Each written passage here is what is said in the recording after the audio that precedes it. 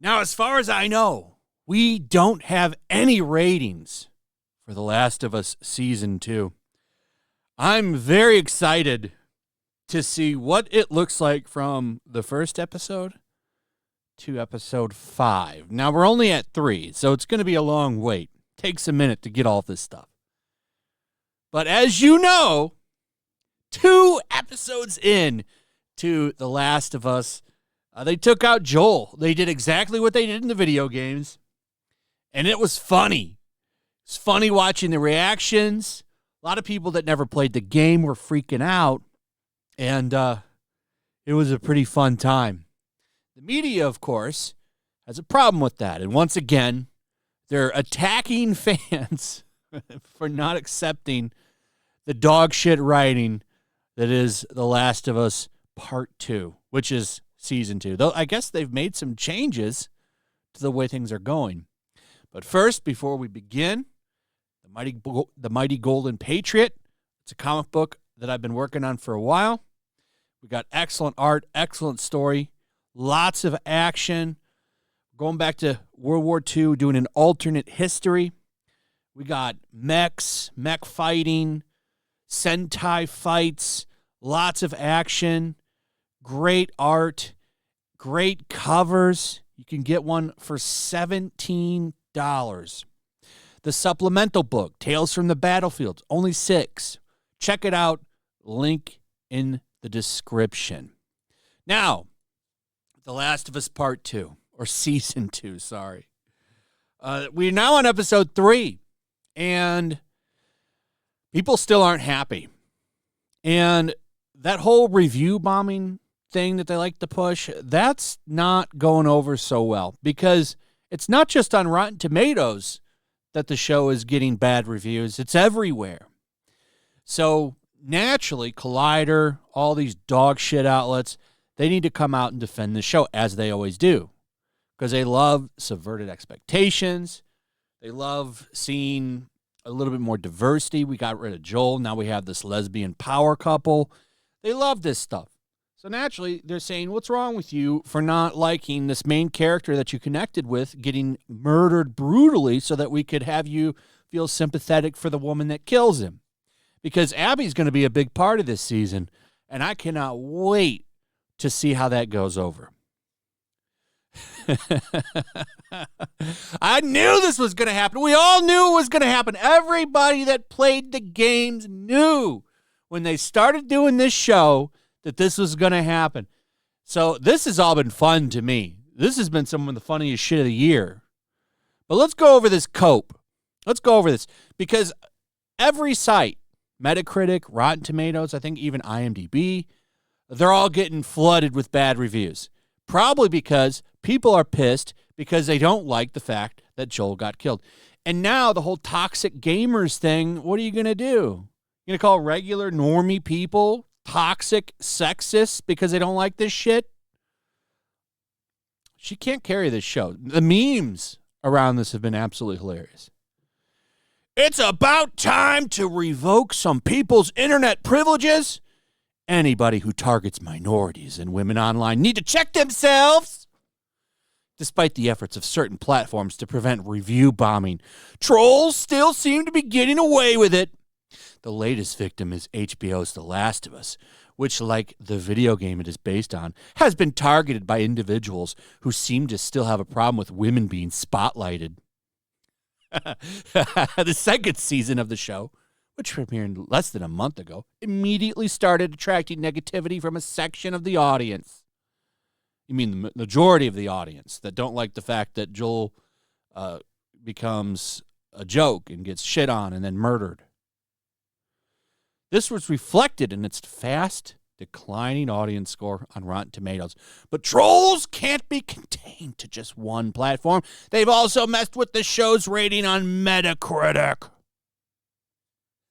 So, I mean, right off the bat, it gets aggressive. Anybody who targets minorities and women online need to check themselves. What a way to open this.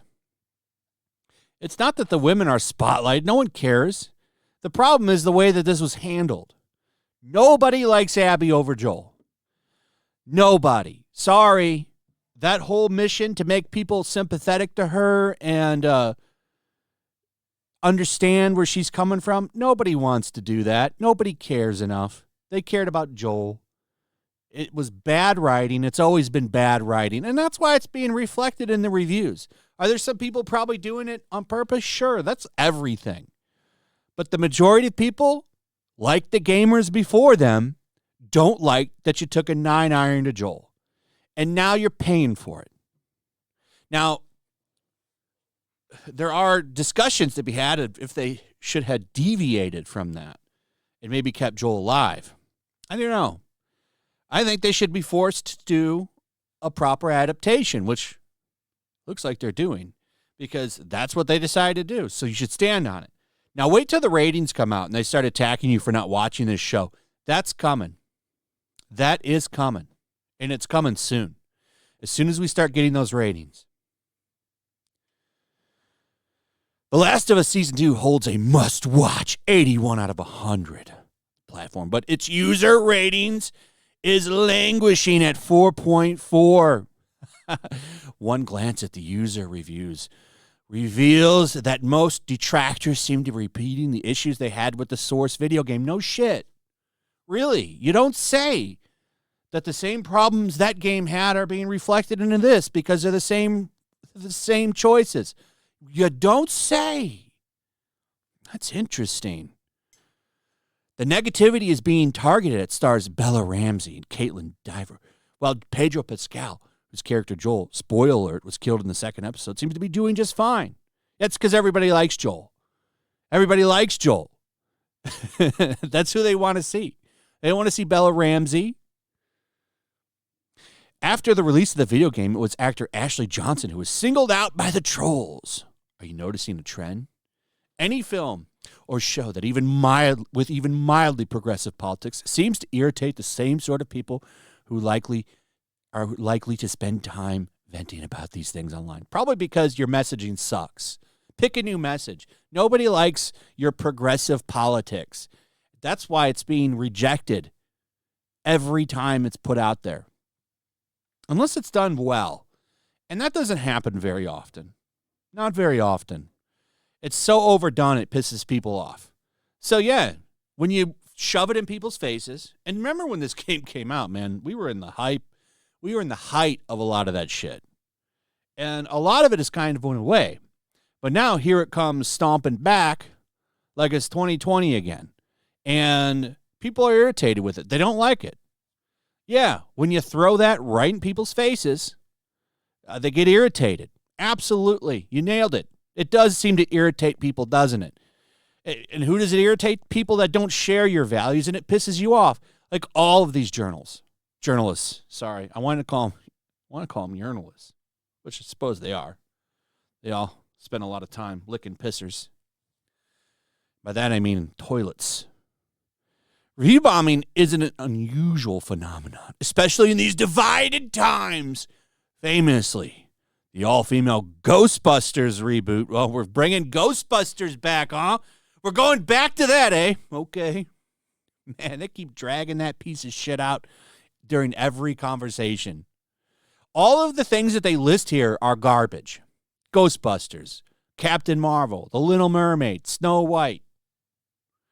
They're all apparently unfairly targeted. They're all great masterpieces, apparently.